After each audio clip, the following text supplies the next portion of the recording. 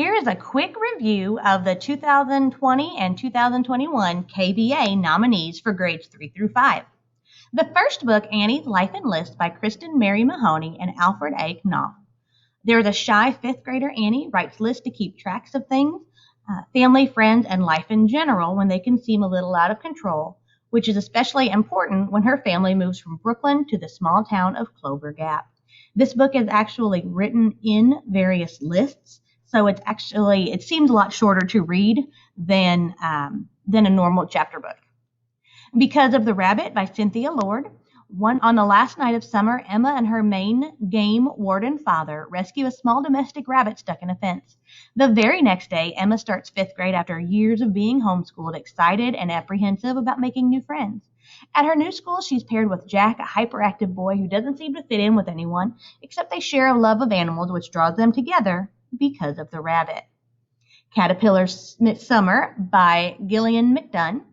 Since her father's death, Kat has taken care of her special needs brother Chicken for their hard-working mother, as she is one of the few people that can keep them happy.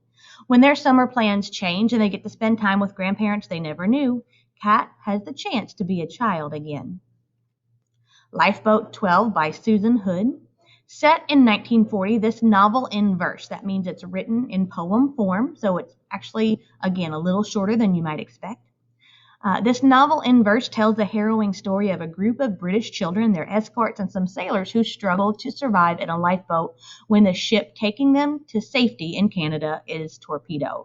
Although it is a novel, it is based on a true story, and I think I have a book talk in our Google Classroom that you can check out for more pictures and facts of the actual Lifeboat 12 and the ship that they were traveling on. Max and the Midnights by Lincoln Pierce is this book written by the same author that did a lot of the Big Nate graphic novels that we have here in the library. Max wants to be a knight. At first, that dream seems about as likely as finding a friendly dragon. But when Max's uncle, Budrick, is kidnapped by the cruel King Ghastly, Max is joined by a band of brave adventurers, the Midnights, and sets out on a thrilling quest to save Uncle Budrick and restore the realm of Bijovia to its former high spirits. Missing Mike by Sherry Green. 12-year-old Sierra Donovan and her family flee a wildfire bearing down on their hometown of Pine Grove, with no time to find Sierra's beloved dog Mike. Faced with the loss of everything she knows, Sierra seeks a way to sneak back to Pine Grove to search for Mike, but soon realizes she must learn to embrace a new definition of home. The Rhino in Right Field by Stacy DeKaiser. In 1948, 12-year-old Nico Sparakis loves baseball but must get past his hard-working immigrant parents and the Rhino in the outfield to become the bat boy for the local minor league team.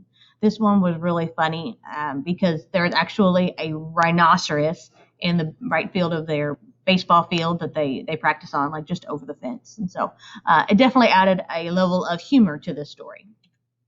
Song for a Whale by Lynn Kelly. Iris is a 12-year-old tech genius who's deaf. She feels a special connection to a whale known as Blue 55, whose song can't be heard by his species. Iris and her grandmother, who is also deaf, make the 3,000-mile journey from Texas to Alaska to put Iris's plan into place to help Blue 55 be able to communicate with other whales.